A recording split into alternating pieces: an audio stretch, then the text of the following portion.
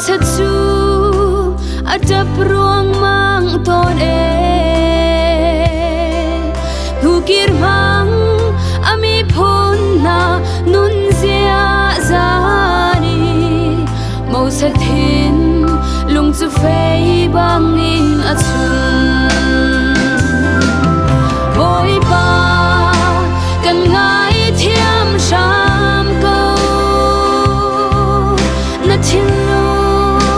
kan chum pia ko lo na kut hi kan sa aritu ke mo pathia chuai thaya kan tling ti lo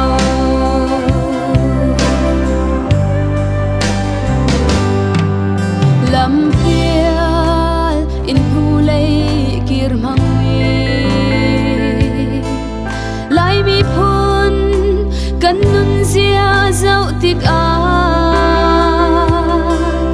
lung a kwai thin a fak ao len zong a lai mi thin lung a tharau ai tlum lo boy pa kan ngai thiam sham ko na thin lung kan chum pia ko lo na kut hi kan sa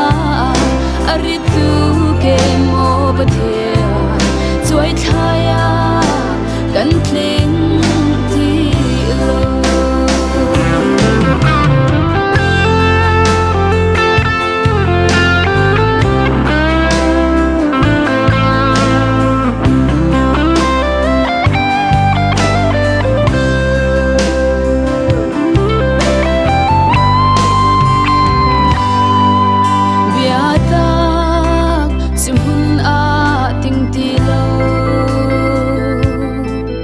lam chung a aril pathian bia chu zuleva ni an char a cheu ling lak a thei para chuak ti lo zum tu